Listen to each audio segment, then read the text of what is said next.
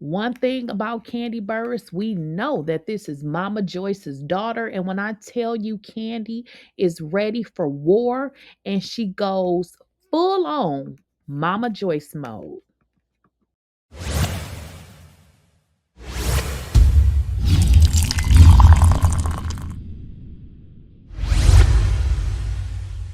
Please, I don't have any time for any gossip now.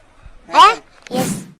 Y'all, this divorce has gotten messy already. Now, in Kandi's original petition, she has stated that she wanted her and Todd to have joint custody. The first petition was very vague. However, after Todd responded, it seemed like Kandi is like, all the gloves are off. Kandi's attorney has amended the original petition. And when I tell you she came out swinging, that is an understatement because everything she originally asked for, she absolutely changed it. And y'all ain't gonna believe what she's saying.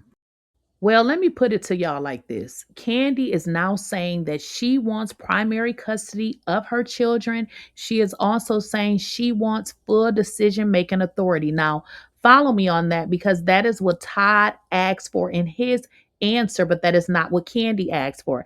Now, after Todd has filed his response, Kandi, like, absolutely no, I need to have that.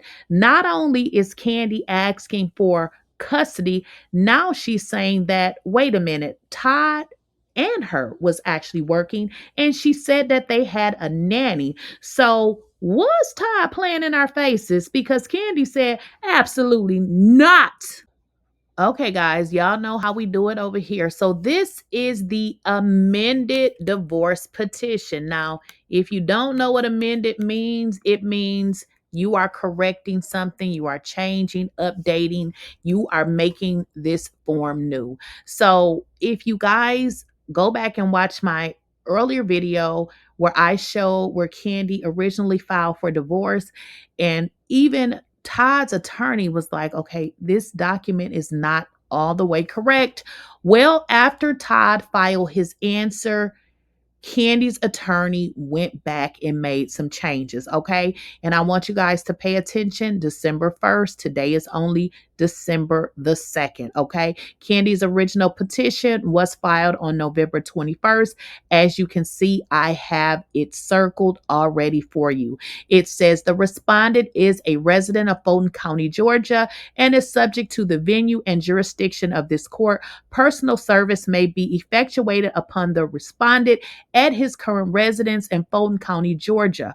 The petitioner serves the right to amend her petition and other relevant proceedings with the physical address of the parties for safety concerns. Now, if you guys recall in Todd's filing, he said, listen, Judge, we want to be able to modify and make changes to our answer if we so chooses. Now, I don't know if Kandi's attorney is not really familiar with the divorce proceedings, but these are all things that she originally left out of her filing and she changed it. Okay, let's get into it. It says petitioner and respondent, obviously they were married April 2014 prior to the date of the marriage and conduction of the marriage ceremony. The parties drafted, negotiated, and executed an enforceable prenuptial agreement under the applicable laws of the state of Georgia. Now, get into this, okay? Because in Todd's response, Todd said, or Todd's attorney said, he wasn't represented. Now, in Kandi's amended complaint, she stated attorney Randall Kessner represented Todd and he provided legal counsel and direction to the respondent during these considerations. And this was caught on and off camera, okay? Further, the parties' journey to executing an enforceable prenuptial agreement was filmed and broadcasted on Bravo Television Network with the knowledge and consent of both Todd and Kandi for their 5-part reality television wedding documentary that was entitled Kandi's Wedding. This premiered on June 1st, 2014. The respondent, which is Todd, he announced we could hear that during this documentary that he was indeed good to sign the prenuptial agreement during a private encounter with the petitioner and after consulting with his attorney Randy Kessler on and off camera. So they're saying, hey, we got this stuff on camera and he did speak to his attorney. So we're just going to have to see y'all how this plays out. The attorney corrects it and says that there are two minor children born to this marriage. A. Tucker, a male child born January 2016, and B. Tucker, a female child born November 2019. If you guys recall, in Todd's attorney's motion, he said, listen, this motion is incorrect because it does not address the children that were born, to this particular union, and it lacked other things that were not correct. So I'm glad she did update it. Now, it goes on to say both petitioner and the respondent, get into this, y'all, are public figures and self-employed entrepreneurs who work in the metropolitan area and throughout the United States. During the periods of time that the respective parties' work schedules required them to travel, the petitioner has hired and paid the expenses for a full-time nanny. The nanny has provided care and assisted the parties with the minor children throughout the marriage and since the respective births of each of the minor children to date without any objection from the respondent. So Kandi and her attorney is saying, listen, what's going on here? We have always had a nanny. You work, I work. We both travel. We are in this thing together. It's not just me working, you work as well. Both the petitioner and the respondent have held professional obligations that have required each party to travel away from the home for extended amount of times independently and together prior to and after the births of both of the minor children. Kandi is bringing out her Momma Joyce. In addition to the nanny service, the petitioner has a diverse and concentrated family supply network, which includes maternal grandparents, aunts, uncles, and cousins within a 5 to 20-mile radius of the family's residence. The petitioner's support network is readily available and has traditionally supported the minor children emotionally and physically throughout the marriage in accordance with the petitioner. So what Kandi is saying here is she's building a case to say, listen, I have family who are going to step in and going to help with the children, and they have been helping with the children. This is what this means, y'all. Therefore, the petitioner amends. Remember, I said Kandi amended her original divorce filing. So she amends this.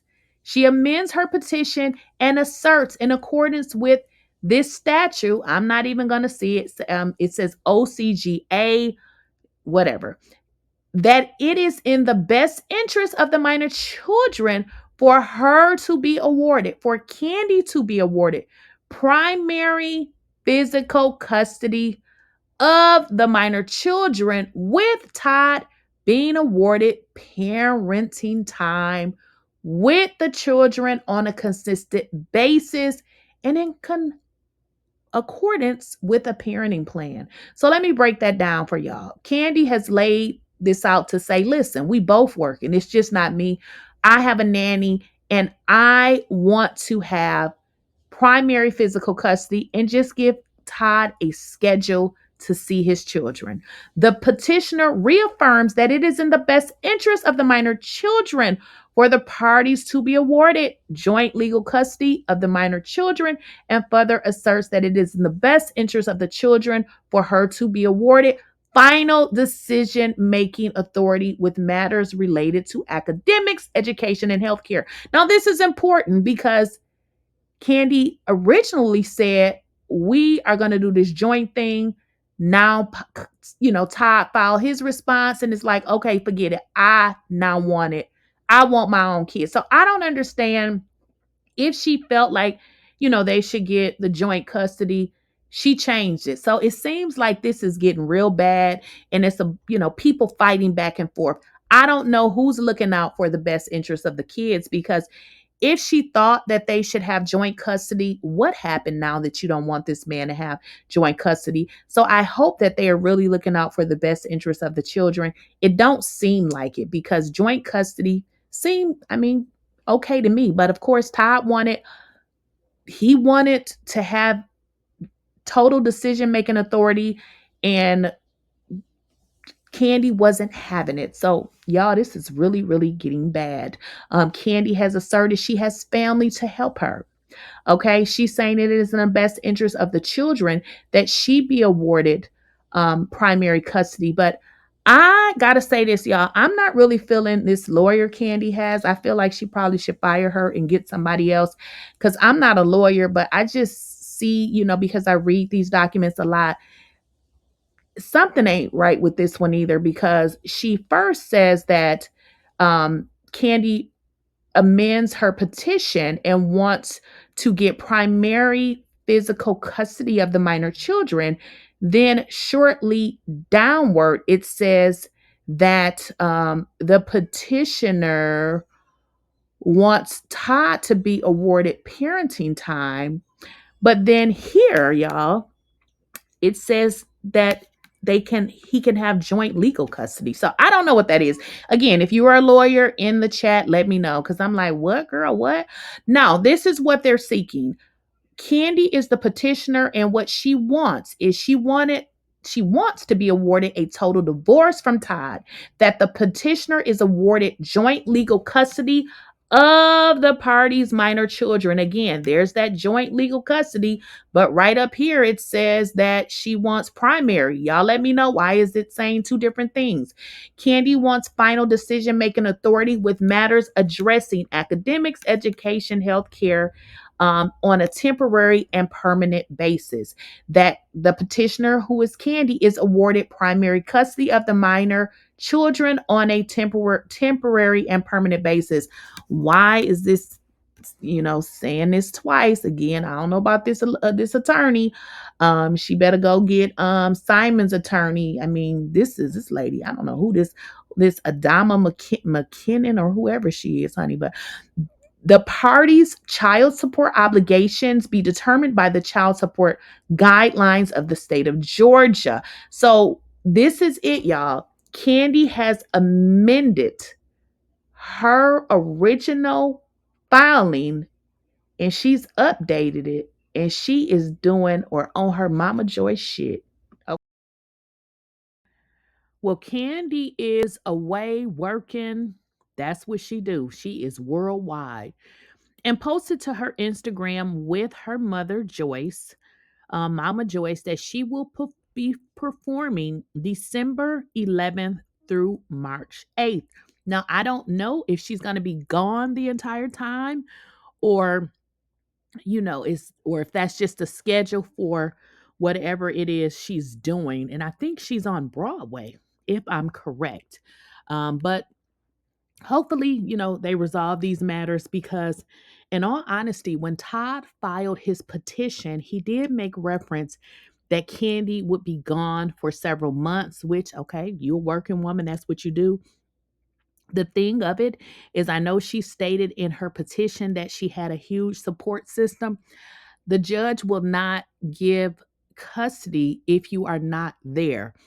There's nothing wrong with working. We all need a job and we all got to work. But just to be clear, no judge is going to give over children if you are not there. They're just not going to do it. They will allow the other parent to parent, because that is what should happen.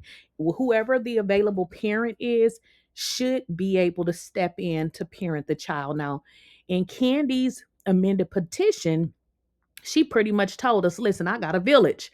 But unfortunately, the village comes after the parent. So if Kandi is not available, then the dad is the next person. So we'll see how this goes. The sad thing about all of this, I'm just looking at Kandi, and damn, Riley looked just like her mama. But let me get back on track. But the bad thing about this is, I heard somebody say that the person you divorce is not who you marry. And this has clearly happened, because I feel like nobody And I mean nobody, neither one of these two don't seem to be thinking about the best interest of the child, because at the end of the day, these children, both of them, Blaze and Ace, they love both they mothers or they mothers, they mother and their father. So I think, the anger and the hostility that they may have toward each other is not really looking out for the best interest of the children.